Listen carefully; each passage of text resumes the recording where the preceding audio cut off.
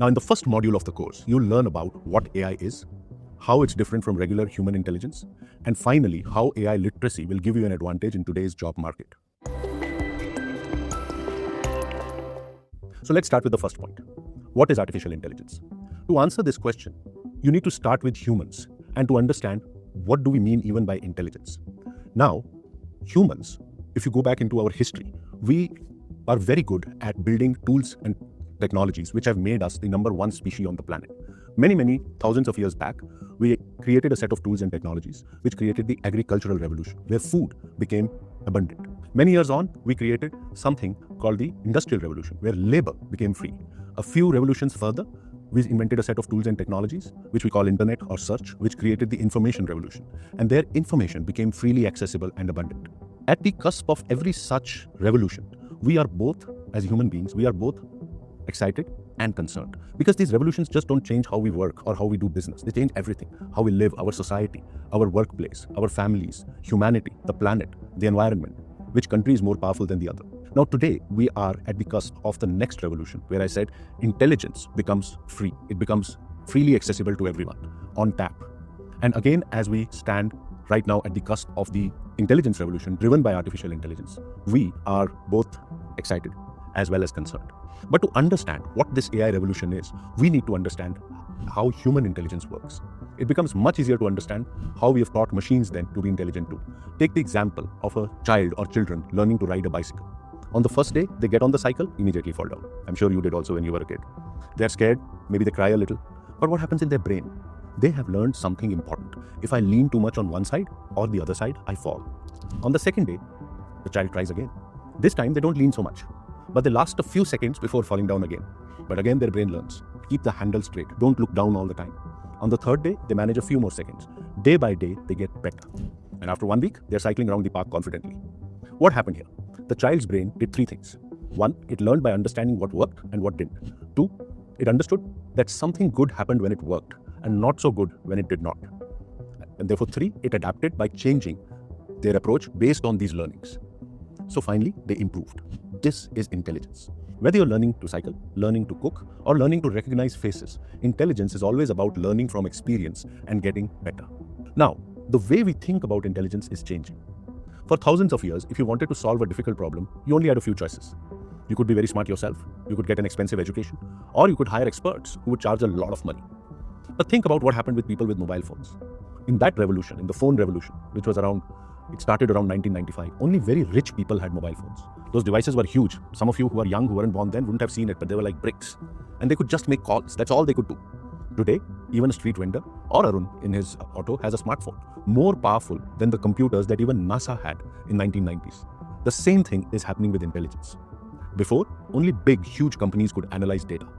Only universities could do research. Only experts could solve complex problems. But now, a farmer in rural Haryana can use AI to identify crop diseases. A small shop owner in Madurai can use AI to manage inventory. A student in Patna can use AI to get personalized tutoring. This is because intelligence itself is becoming cheap and available to everyone. Just like mobile phones went from becoming a luxury to a necessity, AI is going from an expert tool to becoming an everyday helper. This is the biggest change in human history so far because, as I said, we are making intelligence free and widely available for everyone through this AI revolution. Since we have said the word AI, and now you know what intelligence is, what does AI or artificial intelligence mean? Artificial intelligence means teaching computers to learn and make decisions like humans do, like we do. Remember our bicycle example? A child learns by trying, making mistakes and improving. AI does exactly the same thing, but with data instead of physical practice. Just like a child learns by watching and trying, AI learns by studying millions and millions of examples. Just like you can recognize your mother's voice among hundreds of voices, AI can recognize patterns in data. Just like you choose which route to take based on the traffic, AI makes decisions based on what it has learned and predicts. This magic ingredient in AI is called machine learning. It's just a fancy way of saying learning by studying lots of examples. We'll learn a bit more about how exactly machine learning works in the next few videos, so look out for that. For now, let's keep unpacking what artificial intelligence really is. It's a complex subject, and so you might read different definitions of AI in newspapers or websites. But don't get confused. Experts from different fields define AI differently. Because as a field, AI covers so many different jobs. Some people focus on the technical side, which is algorithms, data, programming, terms which we will again revisit later in this course. But some people focus on the practical side, what AI can actually do for us. Some people worry about AI replacing humans, and I'm sure you would have heard of that, or sometimes you worry about that. But many others believe AI will help humans become smarter than even what they are right now. What you need to remember is that AI is simply computers learning to solve problems by studying examples, just like humans.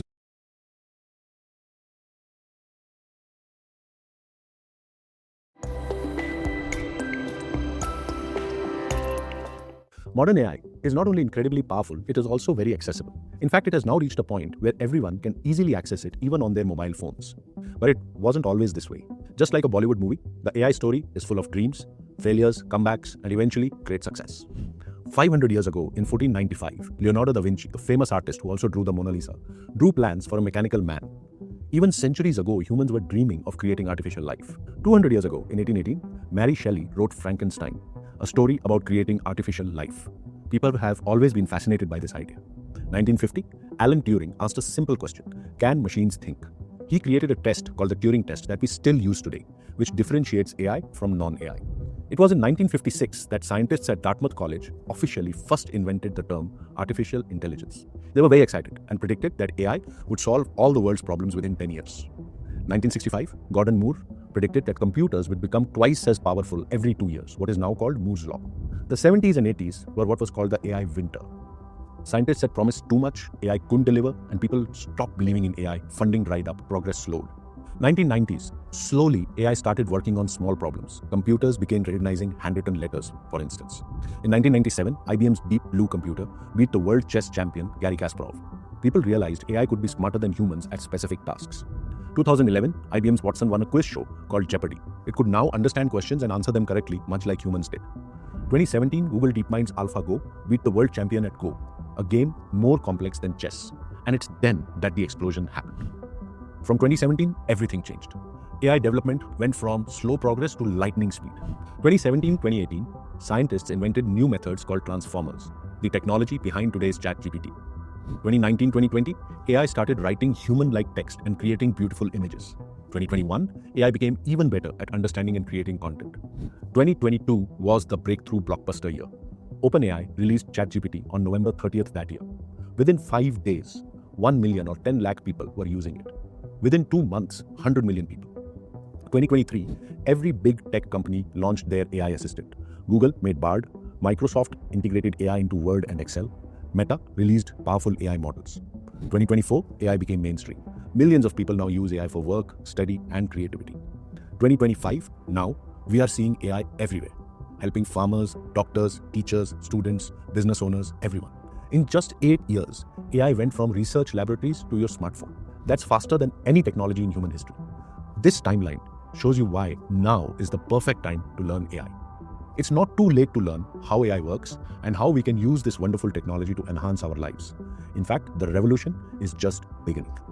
Let me start with a story. Now, for people amongst you who have done some programming or some coding, if I was to show you a computer and if you type, the computer says animal. If I ask you legs, you say 4. It says whether it has hair or not, yes or no, you say yes. Color, brown. Barks, yes or no, you say yes. What do you think the computer is going to tell you? What is this that I have just described? The computer will tell you it's a dog. Now AI, what we call predictive AI, works a little differently. You don't need to show it all these fields. You just show it this picture and the computer tells you it's a dog. So it's predicting that this is a dog. Generative AI, on the other hand, is very different. You show it this picture to a generative AI bot like ChatGPT, etc. What will it do? It will actually create the picture or generate the picture of another dog. This is how programming is different from predictive AI, is different from generative AI. So let us now unpack this. AI's journey can be divided into 3 eras, and each era had a completely different approach for making machines intelligent. First, we have the rule-based systems that ran between the 1950s to early 2000s. Think of this like teaching a child to cook by giving them a recipe book with 10,000 recipes covering every possible situation. So much like that, scientists tried to write rules for everything. If this happens, do that. If that happens, do this. Now you can see this in early computers, which were created specifically to beat humans at chess, like the one that beat Garry Kasparov.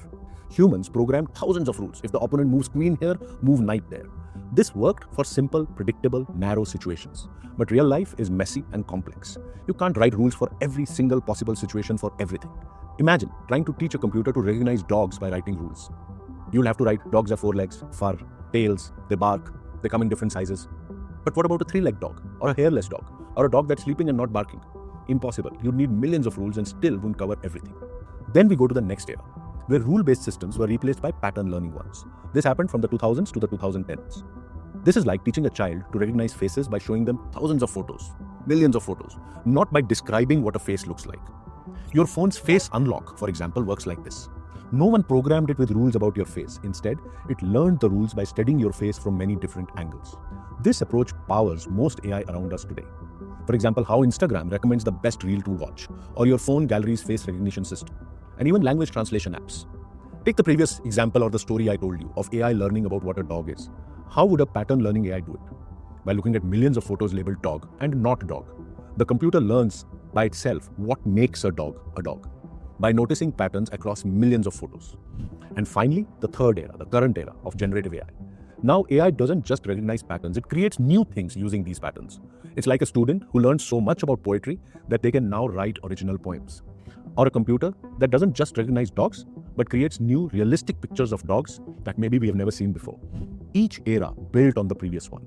Today's generative AI combines all three approaches to create incredibly powerful and useful systems.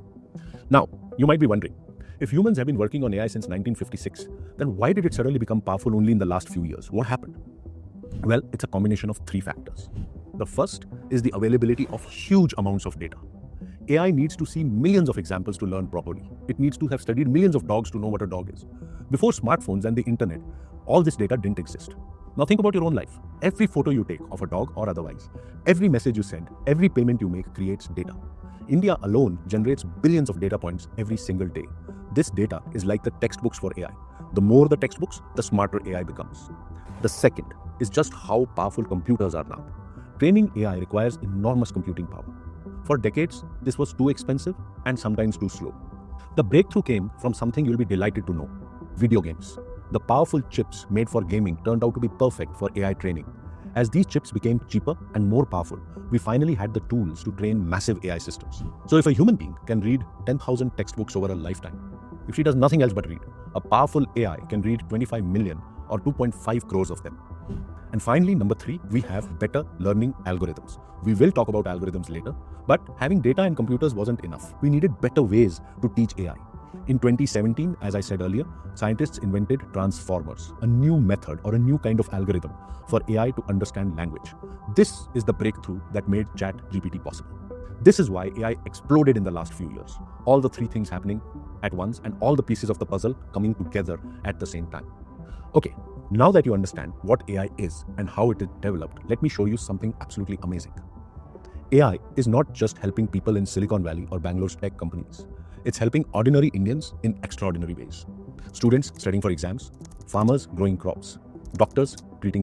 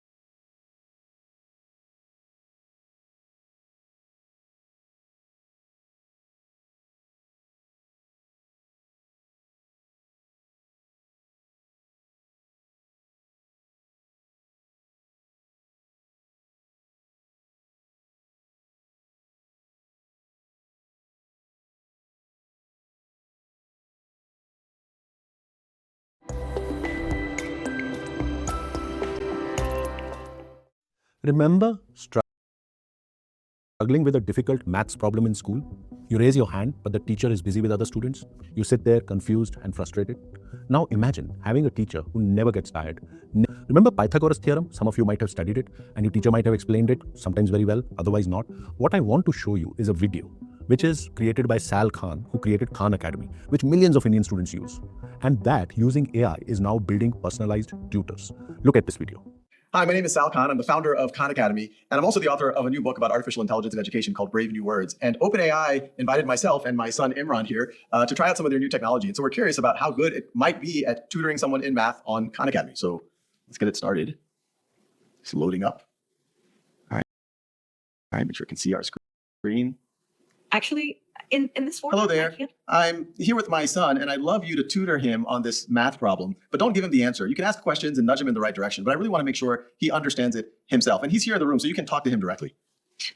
Of course, I'd be happy to help. Let's look at the problem together. Can you first identify which sides of the triangle are the opposite, adjacent, and hypotenuse relative to angle alpha? All right, so I'm pretty sure this is the angle alpha right here, right? Perfect. That's correct. Now, looking at the triangle, which side do you think is the hypotenuse? Really, Remember the hypotenuse? I'm not totally sure. I think it might be this one, but I really am not sure. The side AC. You're close. Actually, side AC is called the adjacent side to the angle alpha. The hypotenuse is the longest side of a right triangle and is directly opposite the right angle.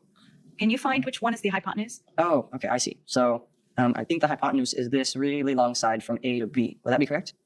Exactly. Well done. Now that you've identified the hypotenuse, can you identify which side is the opposite side to angle alpha? Okay, well, I mean, you told me earlier that this was the adjacent side, and I know that's the hypotenuse, so I'm guessing that this side, BC, is the opposite side. Great deduction. That's absolutely correct. Now that you've identified all the sides relative to angle alpha, do you remember the formula for finding the sine of an angle in a right triangle? Yeah, I know that the sine is equal to the opposite over the hypotenuse. Perfect. That's absolutely right. Now, can you apply that formula to find side alpha in the triangle using the lengths of the sides that we've identified? Okay, so, I mean, you told me that 7, this side BC, is the opposite side. And then you said that the hypotenuse is the longest side, so that would be this side AB, which is 25. So would the answer be 7 over 25? Excellent work. That's correct. Sine alpha equals 7 over 25. You did a great job identifying the sides and using the sine formula. If you have any more questions, feel free to ask. Impressive? Now for students all across India preparing for JEE, NEET or board exams, this is revolutionary. A student in a small town anywhere can now get the same quality tutoring as a student in Mumbai or New Delhi or Bangalore. There's a lot of examples of AI influencing how we do our jobs and all types of jobs. Let me tell you about Kamala, a cotton farmer in rural Gujarat. Every season, pests attack her crops. Earlier, she had to wait for the agricultural officer to visit her village, identify the pests and suggest solutions, by which time much of the damage would have been done. Now, Kamala uses an app, an AI app, which is on her smartphone. She takes a picture of pests in a field. Within seconds, AI identifies the exact pest species and tells her exactly what pesticide to use. Then there's Raj, who owns a small kirana shop in Pune. He was struggling to compete with big online stores and big departmental stores. He often ran out of popular items or got stuck with inventory that wouldn't sell. Now, he uses an AI system he can talk to in Marathi. He simply says, in Marathi, "Yesterday, I sold 50 packets of Britannia biscuits, but only 5 packets of Parle-G. What should I order tomorrow?" The AI analyzes his sale patterns, local festivals, weather predictions, and tells him exactly what to stock. These are not big tech companies, but small entrepreneurs whose lives are meaningfully impacted by AI. AI is also improving our essential services for all of us, like doctors in rural Maharashtra who use an AI system used to instantly analyze X-rays, or the Astram system in Bangalore, which uses AI to try and improve Bangaluru's notorious traffic problem. It understands traffic patterns and automatically adjusts signal timings. For example, during rush hour, signals on busy roads get longer green lights. And finally, let's not forget India's world-famous UPI system.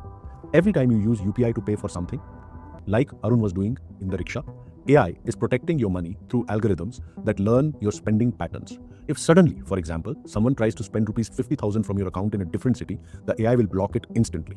Traffic, X-ray analysis, digital payments, these are all AI solutions being implemented across the world.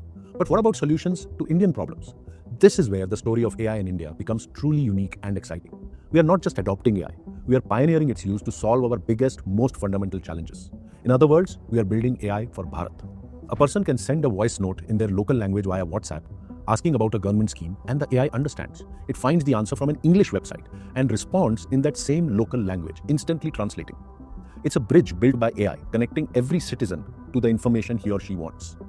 There's also the challenge of financial inclusion in India, connecting every Indian to the formal banking system. For decades, millions of hardworking Indians have been locked out of it because they don't have a credit score. AI is changing this too. Banks and fintech companies are now using AI to look at new kinds of data, like a person's mobile phone recharge history or their digital payment records, to assess their reliability and offer them their first loan. This is helping bring millions of people into the formal economy. Modern problems require modern solutions. And with the advent of AI, we are slowly but surely making sure that that happens. It should be no surprise then that India has one of the highest number of ChatGPT users in the world. At 14% of its user base, India will soon have more users than even the USA. Think about this for a moment. English is not the first language for most Indians, yet we are leading the world in AI adoption. What does this tell us? It tells us that Indians are not waiting for permission to use new technology. We are not afraid to experiment. We are diving in and figuring it out. And this isn't just happening in major cities. AI adoption is growing rapidly in smaller cities and rural areas also. A shopkeeper in Nasik is using AI to write better product descriptions, for example. A student in Patna is using AI to practice English. A farmer in Rajasthan is using AI to get weather predictions. This positions India not just as a consumer of AI technology, but as a leader in showing the world how AI can be democratized and made accessible to diverse populations.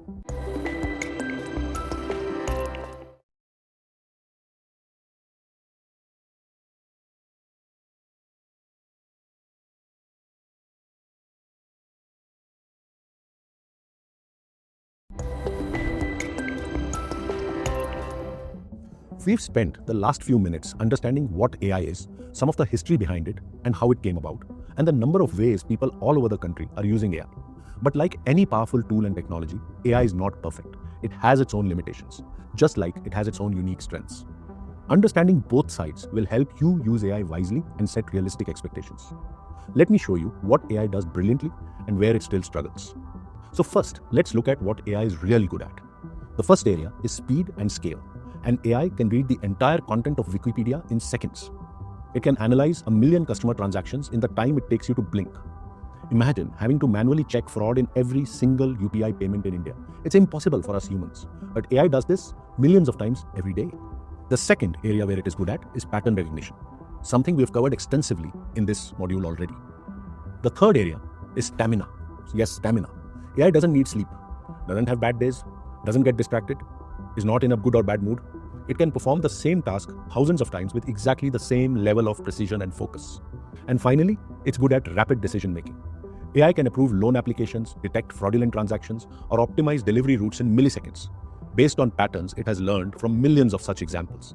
These superpowers make AI incredibly valuable for specific tasks that require speed, scale, and consistency. But as I told you, AI is not magic, and neither is it human.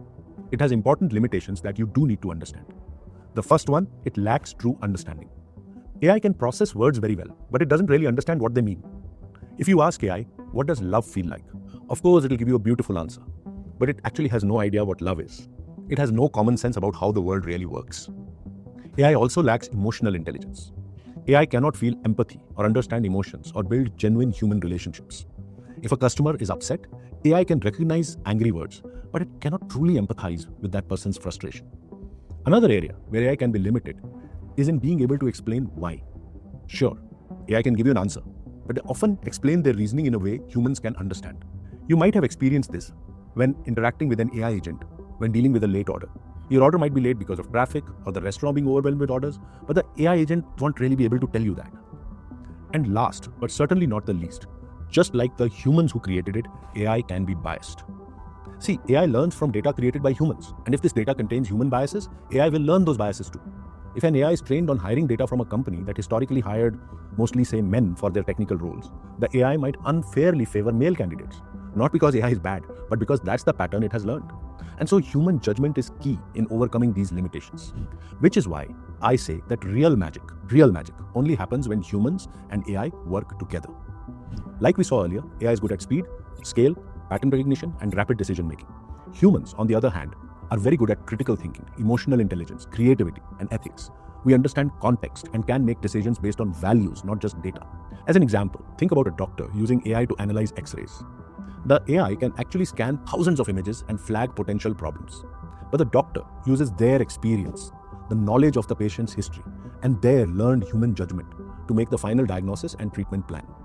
So when you read articles talking about humans versus AI, always be sure to remember that it's actually humans and AI. Here's a way to think about how humans and AI can work together. Earlier, technology mainly helped engineers and technical people become better at their jobs, become more productive. If you weren't in tech, automation didn't really change your daily work that much. But now, AI is democratizing productivity. What does this mean for you? It shows that every professional, regardless of their field, now has access to productivity superpowers that were previously available only to tech experts or managers of large teams. If you're a marketing person, you can now use AI to create campaigns, analyze data, and generate content at scale that would have required a whole team before. If you're a teacher, you can use AI to create personalized lesson plans, grade assignments, and track student progress more effectively. The playing field is being leveled by AI, and the opportunities are enormous for those who embrace this change quickly. But to embrace this change, you need to know AI. You need to be literate in AI. You need to have AI literacy. It's not about expertise. It's not about huge amounts of training so that you know everything about AI. It's about how you can be literate in AI like you're literate in English or Kannada or Marathi or any other language. So we believe that the definition of literacy itself will change. So far, a person was considered literate if he or she knew how to speak in a language, read a language, write some basic things, and also do a little bit of addition and subtraction. But that definition of literacy is not going to hold. With the coming of AI, all that plus how do we naturally, instinctively use AI in everything we do is actually going to become the new literacy. This entire course which you're doing is about making you AI literate. And the first thing, before you realize the magic of literacy, is to actually understand how this magic works. What is the technology behind it? And that is exactly what we will dive into in the next module, Module 2. Stay with us.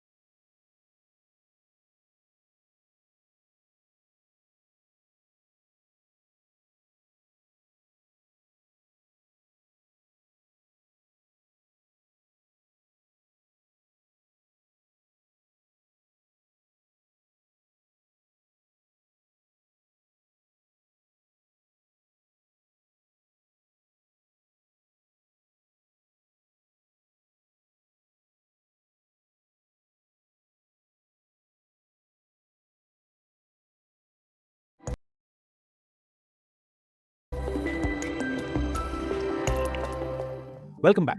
Before we dive into how AI actually works, let's quickly remember 3 important things that we learned in Module 1. Number 1, AI isn't something that's a distant future. It's already helping millions of Indians every day. From Arun, the auto driver, using Google Maps, to farmers checking crop diseases. Number 2, AI learns by studying millions of examples, just like a child learns to ride a bicycle, through practice and getting better each time they try.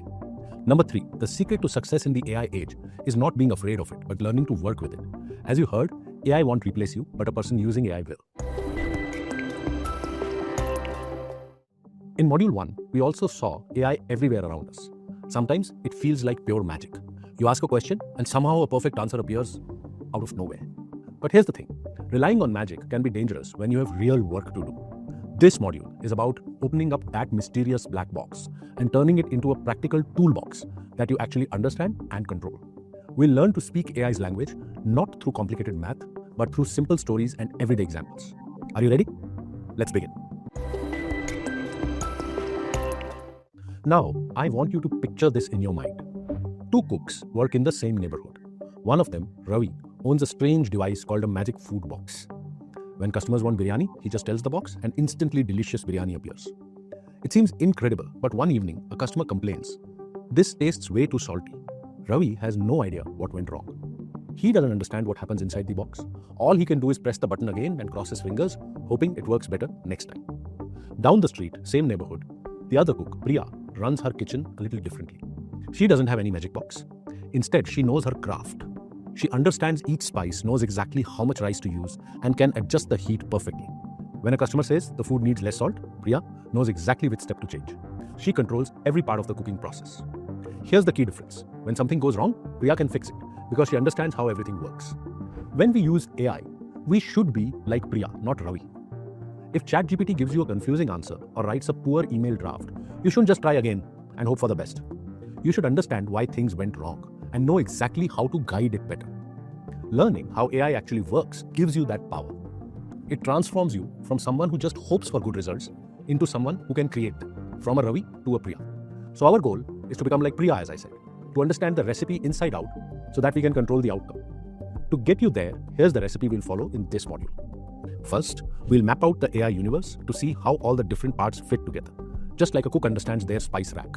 Then, we'll learn the secret of how a machine actually learns. We will focus on how generative AI works, the technology inside tools like ChatGPT. Most importantly, however, we'll learn how to talk to an AI effectively by writing good prompts. By the end, you'll have the vocabulary to use AI with confidence and skill. So, to start things off, take a look at this diagram, which shows how all these different terms connect to one another. Think of artificial intelligence as the biggest circle. It includes everything that was built to make computers smart, whether that's a simple calculator or the most advanced robot. Inside that big circle, we have a machine learning circle. This is where computers learn by looking at examples instead of us having to write down every single rule. It's like teaching a child to recognize animals by showing them lots of pictures rather than trying to describe what every animal looks like. Within machine learning, there's something else called deep learning. This uses something inspired by how our brain works, with our many layers of connections. It's particularly good at understanding images, sounds, and complex patterns. Think of it as the star student of the machine learning class. Then, we also have natural language processing, or NLP. This is the part that helps computers understand and use human language. When Alexa or Siri understands what you're saying, that is NLP at work. Large language models, or LLMs, like ChatGPT, are like super-powered versions that have read almost the entire internet and learned how humans write and speak. Finally, generative AI sits at the center where all these skills meet. It is the creative member of the family. It can write poems, create images, compose music, and make entirely new things that never existed before. So what's the difference between all of these buzzwords, you would ask? To answer that, let's zoom in a little. Artificial intelligence is the broadest term. It covers any technique that enables computers to mimic human-like intelligence or behavior. Every other term, whether it be machine learning, generative or Gen AI, is a type of artificial intelligence. Under that umbrella of AI, we have machine learning, which is a way to achieve AI. Think of machine learning, or ML, as teaching a child by showing them examples. If you give enough examples, the child learns the pattern. Deep learning, the genius child, takes this further. Instead of simple patterns, it uses many layers of mini brains, which we call neural networks, which are stacked together. These layers can catch very tiny details and very big patterns at the same time. That is why deep learning is great at things humans also find natural, like recognizing faces, understanding speech, or translating languages. Examples of deep learning that you will recognize are, for example, unlocking your phone with face recognition, voice assistants like Hey Siri or OK Google, apps that translate English to Hindi or any other language instantly, chatbots like ChatGPT that talk and write fluently, apps that suggest what movie to watch in Netflix, for example, or what product to buy in Flipkart or Amazon, for example. Most of the AI advances in recent years, like speech recognition, vision, chatbots, etc., have actually been due to advances in deep learning. Now, generative AI is a newer idea, and it is focused on AI that generates content. Generates, that's why generative. Generative AI models, like ChatGPT or DALL-E or Gemini or Claude, names you might have heard of, are typically deep learning models that have learned from tons of examples and can create new, original outputs. In very simple terms, AI is the science. ML, or machine learning, is a technique in that science. Deep learning is a powerful type of ML, and generative AI leverages all of these to create new content. Did that make sense? Keep these straight and you'll navigate AI conversations much more easily.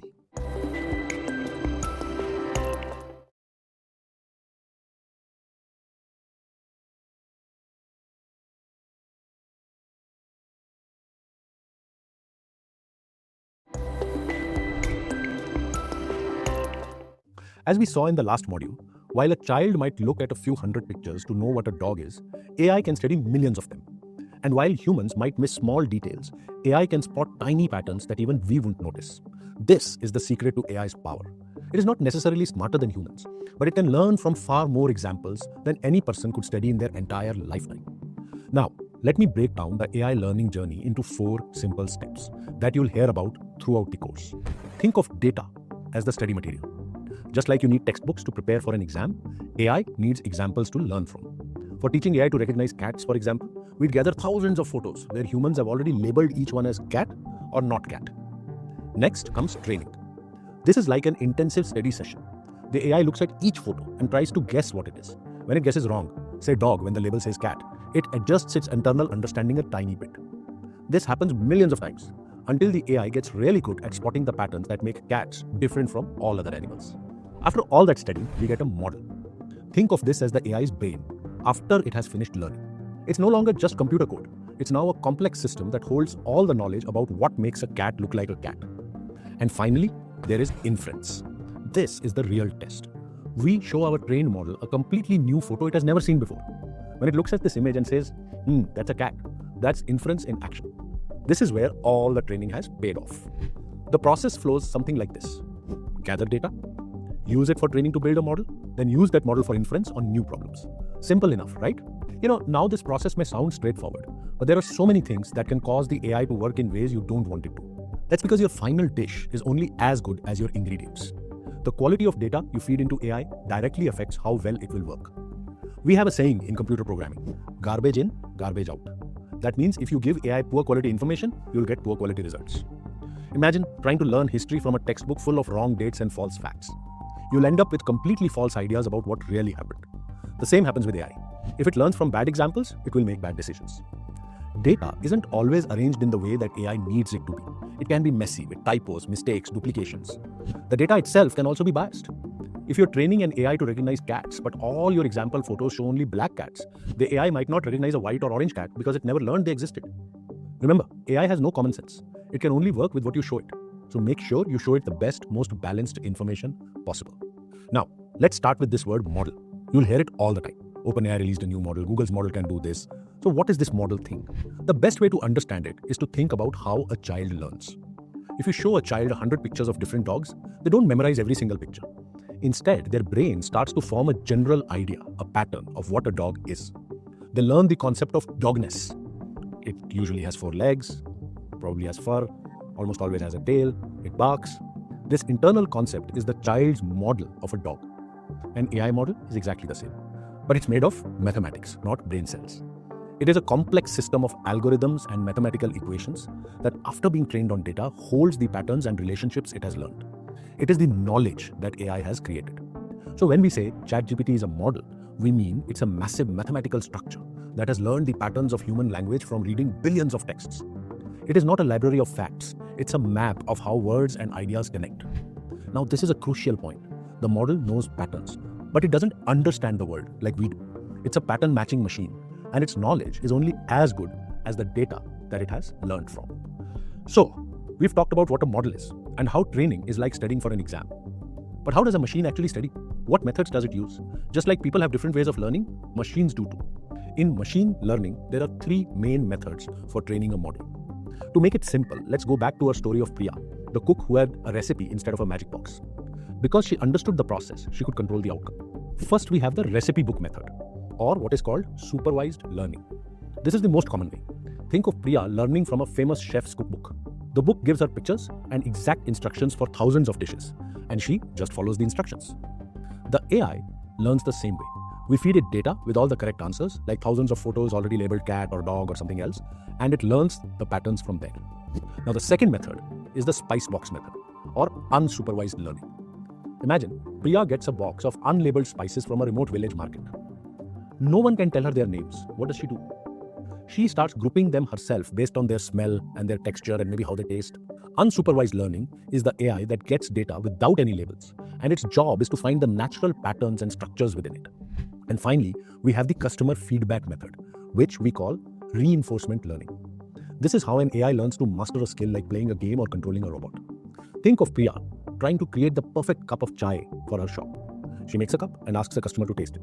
If the customer says it's perfect, she gets a reward, and she knows she should repeat the same recipe.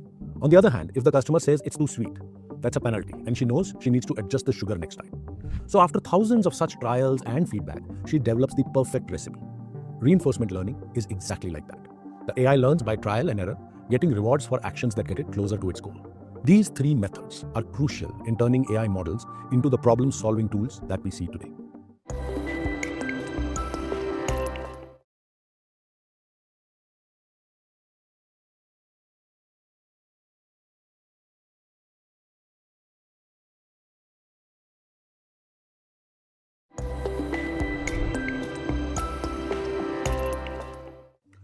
Now, we are going to shift gears and talk about the technology that has captured everyone's imagination, generative AI, the same one which runs ChatGPT. For many years, the AI we interacted with was mostly predictive AI. Its main job was to look at data and make a prediction or a classification. Is this picture a cat or a dog? Will this customer click on the ad? Will it rain tomorrow? It's about finding an answer that already exists in the patterns of the data. Generative AI is different. It represents a big shift from predicting to creating. Because it just doesn't find an answer, it generates a brand new one from scratch. You don't ask it, will it rain tomorrow? Instead, you say, write a story about rain. This ability to create text, images, code, and music is what makes this new era of AI so revolutionary. But how does it do this? The secret is that at its core, it is still a prediction machine. But it's a prediction machine on a whole new level. It's trained to do one thing incredibly well: predict the next word after you've given it a series of words. This is the revolutionary difference that makes AI so powerful. In traditional programming, we have to think of every possible situation and then write specific instructions for each one. It's like writing a detailed recipe that covers every possible variation. But with AI, we show the system many examples of what we want, and it figures out the patterns and rules by itself. Imagine trying to write traditional computer code to recognize if a photo contains a dog. You'll have to specify every possible shape, color, size, angle, and breed of dog, which is frankly just not possible. But with AI, you just show the system millions of photos labeled dog and not dog, and it learns to recognize dogs better than most humans can. This is why AI can handle complex real-world problems that traditional programming could not solve. Now, the engine behind text-based tools like ChatGPT is called a large language model, or LLM. Let's break down what that means. Now, imagine a librarian who has read every single book, article, and website in the world's biggest library, which is the internet. This librarian hasn't just read the words, they have learned the connections between them also. The style of a poem, the structure of a news report, the tone of a friendly email. Now, when you ask this librarian a question, they don't just go find a book for you. They use their immense knowledge to write a brand new original answer just for you on the spot. That, in essence, is an LLM, or a large language model. It's large because of the amount of data it's been trained on. It's so big that you wouldn't imagine it. Billions and trillions of words and information. It's a language model because its specialty is understanding the rules, nuances, context, grammar, and patterns of human language. And it's a model in the sense we just discussed, a complex mathematical system that represents all the patterns it has learned. But still, I hear you ask, how does an LLM AI read and write? After all, it doesn't see sentences and paragraphs the way we do. Instead, it breaks everything down into smaller pieces which are called tokens. Now, what are tokens? Think of tokens as the Lego blocks of language. A token is not necessarily a full word, like the or cat, but often longer words are broken down into smaller, more common pieces. For example, the word fascinating might be broken into two tokens, fascinate and ing. Even punctuation, like that comma or like an exclamation mark, is its own token. So a sentence that has 5 words for us, humans, might have 7 or 8 tokens for the AI. This is done because it's a very efficient way for the machine to handle language. It allows it to build a vocabulary of these common pieces and then assemble them in infinite ways to understand and create text, even for words it has never seen before. Now, why does this matter to you? Because every AI model, whether it's ChatGPT or Gemini or something else, has something called a context window, which is the maximum number of tokens it can remember at any given time. It is like a short-term memory. If your conversation gets too long and exceeds the token limit, the AI will start to forget what you talked about at the beginning. Have you ever had a chatbot forget your name or an instruction you gave it earlier? That is the token limit in action. What happened before generative AI or Gen AI came along? For a long time, AI struggled with understanding the context of long sentences. But in 2017, a breakthrough technology called the transformer changed everything. It's the secret sauce behind almost every modern LLM. But what does a transformer do? In simple terms, it gives the ability for an AI to pay attention. Imagine you hear the sentence, the bee landed on the flower because it wanted nectar. To understand what it refers to, your brain instantly pays attention and links it back to the bee, not to the flower. You understand the context. The transformer architecture gives AI this exact superpower. It allows the model to look at all the words in a prompt at once and weigh their importance relative to each other. It figures out which words are most critical for understanding the context. The ability to understand relationships between words, even far apart in a text, is why models like ChatGPT can follow complex instructions, maintain a conversation, and generate text that makes sense. It is the technology that makes AI truly understand language and not just words. So how does a creative chef like a large language model get trained? You can think of it as a 3-stage education. First, we have what we call pre-training. This is like the chef's college education. They read every cookbook, food blog, and history book in the world to get a huge amount of general knowledge about food. The model does this by learning from nearly the entire internet. This is followed up by instruction fine-tuning. This is the chef's apprenticeship at a high-end restaurant. Now they learn to cook specific high-quality dishes by following exact instructions from the head chef. This is a smaller, more focused training phase using high-quality examples to teach the AI to be a helpful assistant. Third and finally, the LLM requires reinforcement learning from human feedback, or RLHF. This is the restaurant's opening night. The chef now gets direct feedback from human tasters on thousands of dishes. This feedback helps fine-tune the AI's responses to be more helpful, safe, and aligned with what humans actually want. Now, let's understand the different types of learning better by the school textbook example.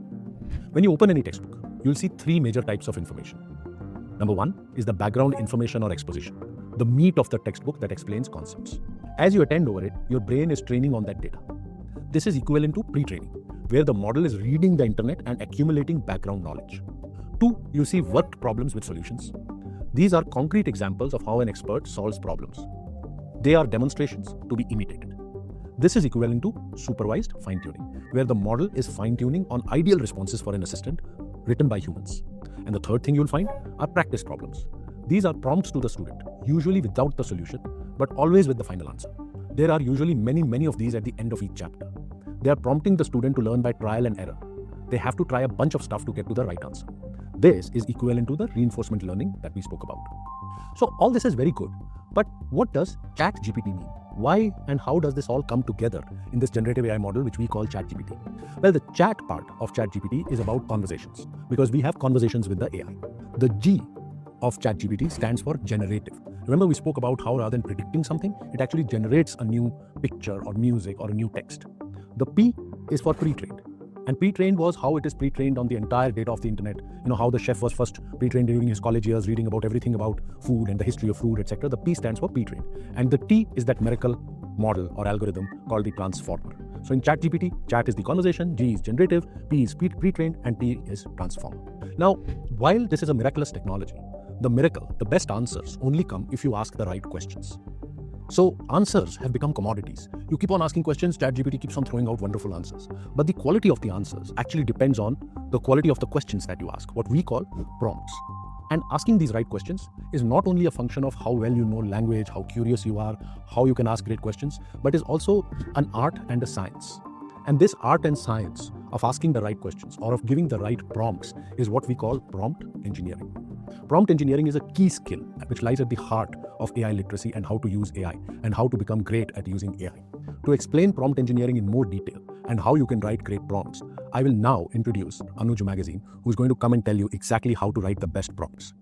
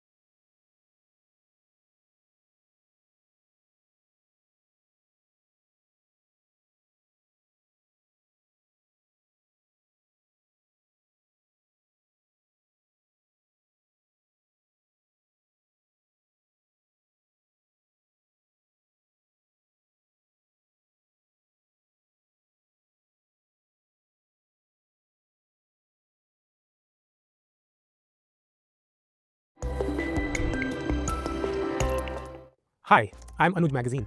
So far, in Module 2, we have learned about the technology behind the scenes.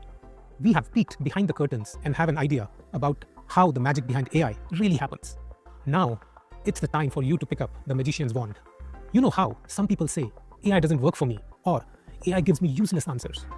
You know what the problem is? More often, it is the way we talk to it. Let's understand this with an example. Imagine you're going to clothes shopping for a friend's wedding. You walk into a shop and tell one of the people working there, I want a red kurta. The shop assistant shows you a number of red kurtas. Some of them are too long for your liking. Others have a plain pattern that doesn't look nice and not something that you're looking for. Some are way out of your budget. You are disappointed and end up leaving the shop. Hey, but wait a second. Is that how you really look for help at clothes store? No, right? You will walk in and say, I want a red kurta for a wedding, size medium, and my budget is rupees 2,500.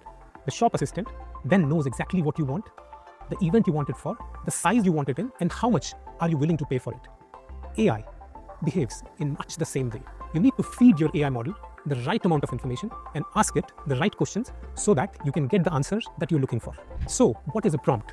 If I were to give you a proper definition, a prompt is your instruction to an AI tool. It can be a question, it can be a task, or any message you send to ChatGPT, Gemini, or any other AI tool.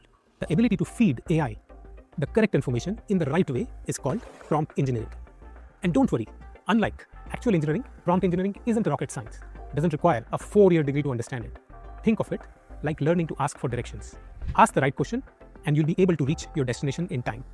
Ask the wrong questions and you'll get lost, and there is no Google Maps here to help you. In the next few sections, you will learn the secrets of good prompt engineering and how to ensure your AI tool gives you exactly what you want each and every time. Remember, good prompts get you great results and bad prompts waste your time. Now, let's look at the difference between good prompts and bad prompts. But before that, a quick story.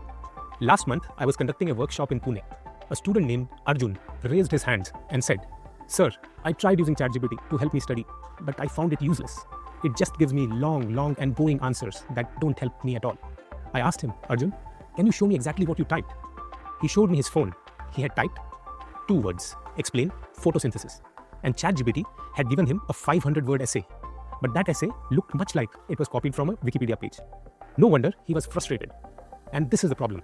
Most people use AI like they use Google search. They type a few words and expect magic to happen. But AI is not Google search. Talking to AI is a bit like talking to one of the smartest people you know. But even the smartest person needs clear instructions to help you properly. To show this, let's look at a few demos. Let's look at the first example. And this example is right from what Arjun said first. He said, explain photosynthesis. And this is an example of a bad prompt. It is not wrong, but it is lazy. As you can see, AI gave an answer that was generic and textbook definition. And now, if I have to write it in a better way, that is an example of a good prompt, this is what it looks like. What I did here was, I provided it a role, act as a biology teacher. I defined the audience, a 10th grade student in India. I defined the expectation, explain the process, and provide 3 key takeaways. And also I typed in bullet points. And response you get this time is much clearer, much more relevant, and much more useful for studying. It gave different sections. It gave analogy to explain, a process in simple terms, and 3 key takeaways. Now let's shift gear. Now let's look at another example. And this is from a point of view of a job seeker. A job seeker, if he writes a prompt, write an email for a job. Again, this is an example of a bad prompt which is lazy in nature.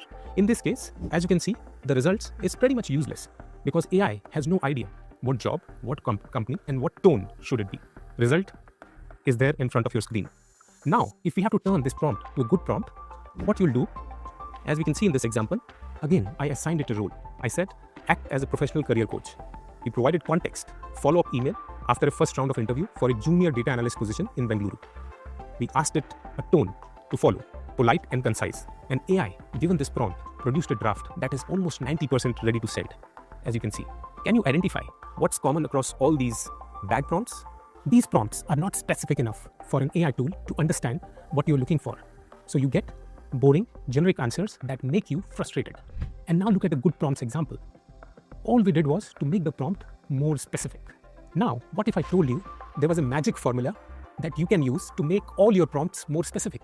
Because you won't be using AI for one thing, right? Now that you understand the difference between good prompt and a bad prompt, let me teach you a simple system that will make you an AI expert. I call it the craft method. But first, let me tell you why you need a system. When I first started using AI, I would spend 10-15 minutes typing and retyping my requests. and getting frustrated with the responses. Then I would give up and do the work myself. Sounds quite familiar, right? The problem was that I was randomly trying different approaches. Sometimes I would get good results, sometimes terrible ones. I had no consistent way of getting what I needed. That's when we developed Craft, C-R-A-F-T. It's a simple checklist that ensures you never miss important information in your prompts. Once you start using Craft, you'll get better results every single time. If you haven't guessed yet, Craft actually stands for 5 different aspects that you need to keep in mind to create or craft the perfect prompt. What are these 5 different aspects? Number 1, context. Who are you and what's your situation? Number 2, role. What role should AI play? Number 3, action. What exactly do you want AI to do? Number 4, format. How should the answer look like? Number 5, tweaks. Any special instructions that you want to give. Let's break down each of these and start with C, the context. This is where you tell your AI tool who you are, what situation you are in, and why you need help. Think of it like introducing yourself to someone new. You would share the details that other person does not know but need to know you better. Let's move on to R. R stands for role. This is the role you want AI to adopt so that it can give you the most relevant advice on an answer. Think of AI as an actor who needs as much information as possible so that it can act in the role to the best of its ability. This means you need to be as specific as you can. Here are some examples of what this can look like. Act like an experienced career counselor. Act like a patient teacher explaining to a beginner. Or act like a marketing expert for small businesses. Now that you have given the full context and also specified the role AI needs to adopt, we get to the most important aspect of all, the reason why you're typing into AI to begin with, which is what exactly do you want the AI to do? This is A, and A stands for action. As you must have gathered by now, you need to say something a bit more detailed than just help me. You need to exactly say what you need in as many words as possible. Let's look at some examples. Explain this concept to me.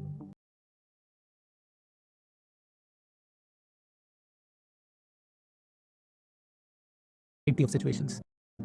Now that you know what a craft formula is, the action is on you.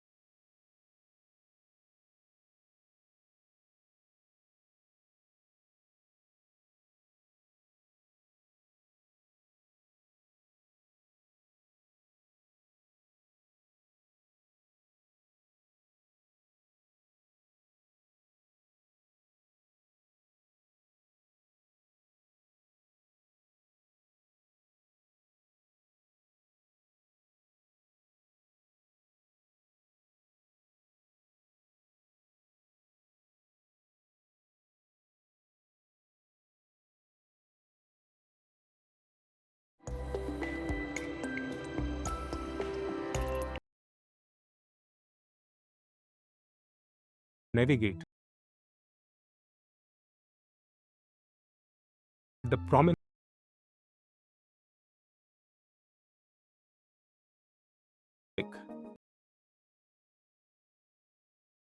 information.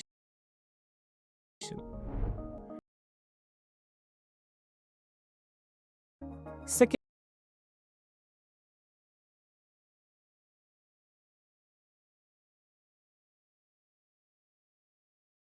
response is in the language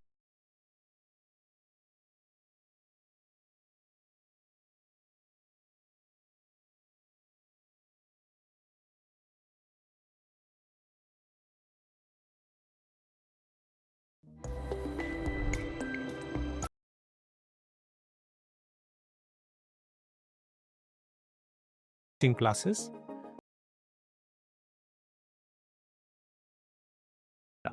And What did the prompt contain? She went there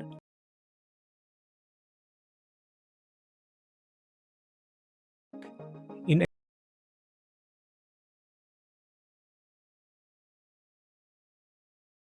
suits you.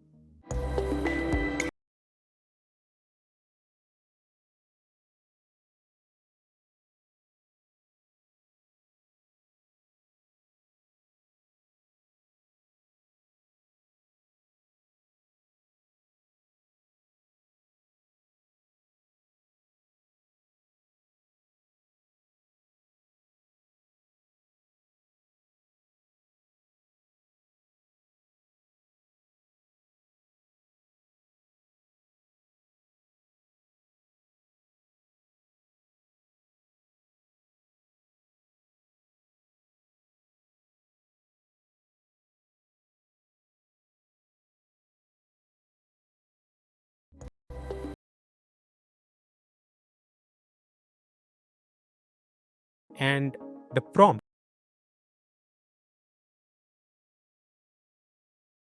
the AI tool, ChatGPT,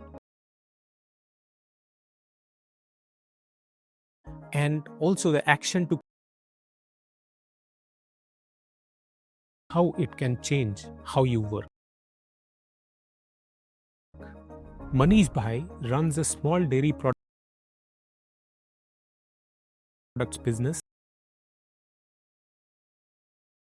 The tweak to keep the language simple and practical.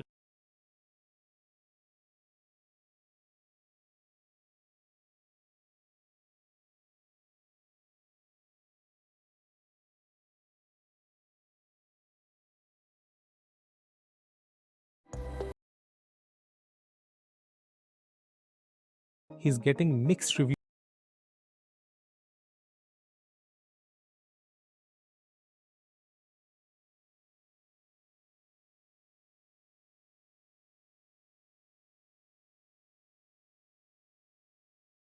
They complain about the most.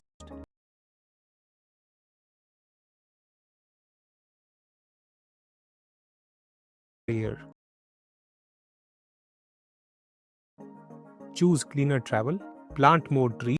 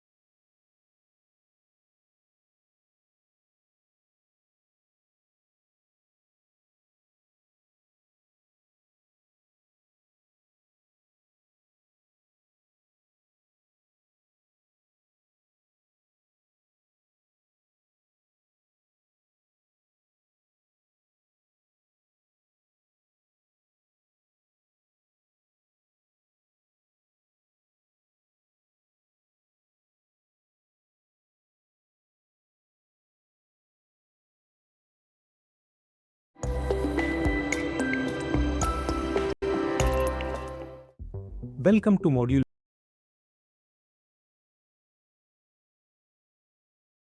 Innovative.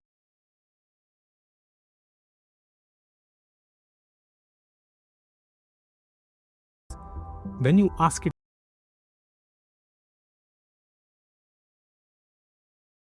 to ChatGPT,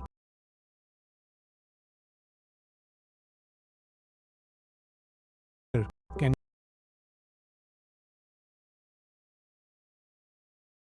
any more that I haven't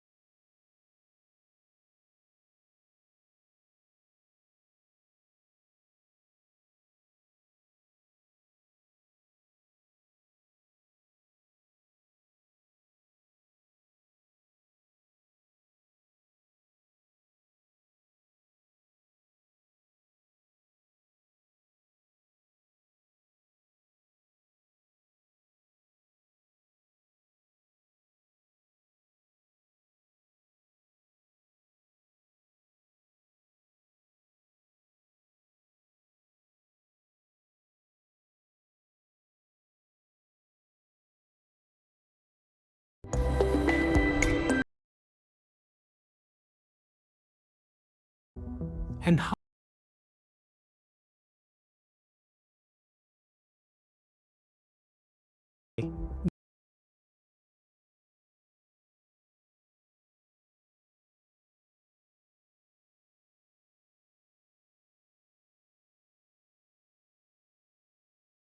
AI is that it's getting better.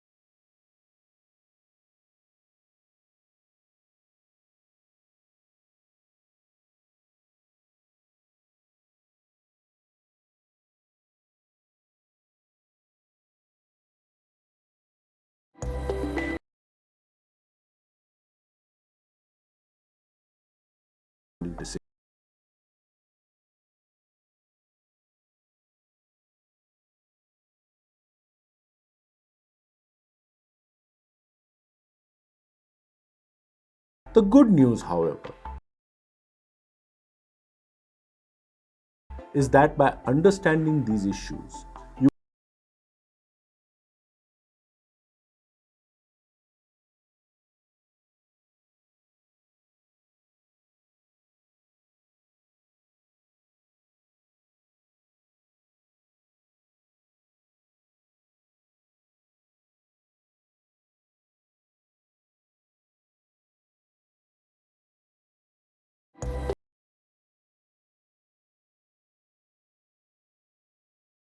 AI learn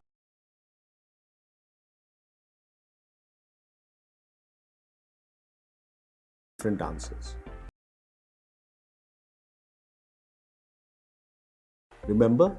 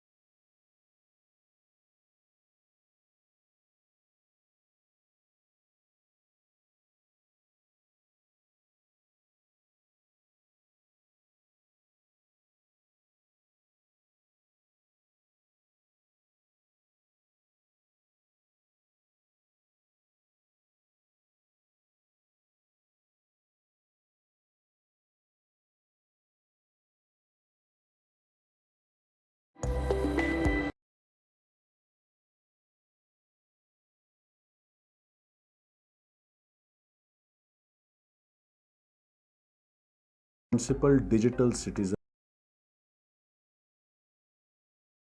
in an AI powered world.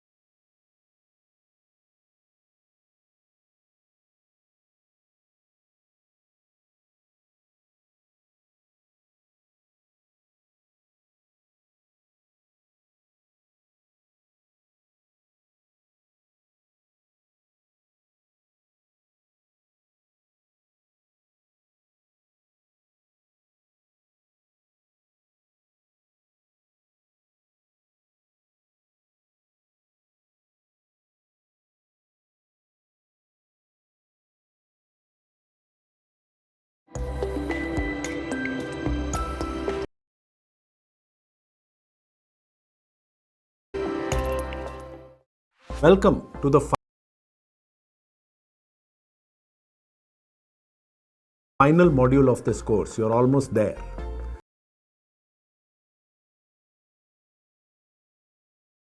Trends is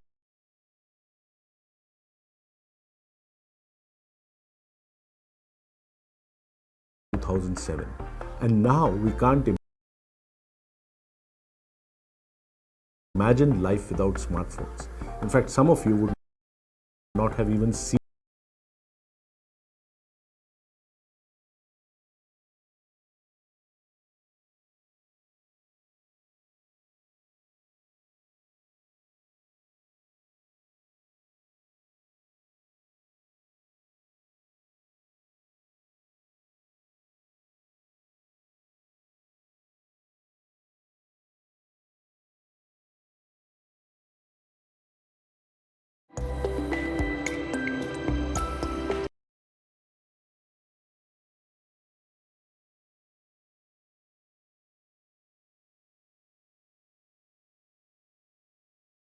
as a replacement.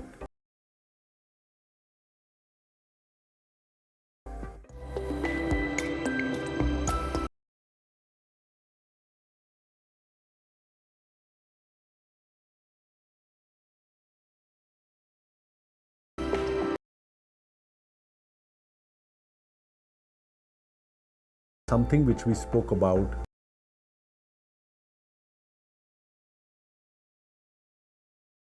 technology change.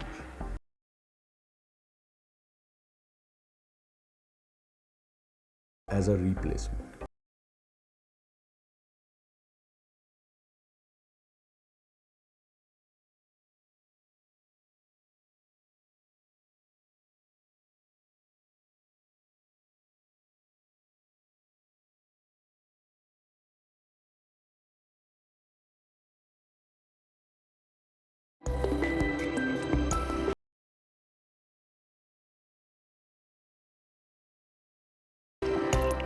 Let's quickly recap.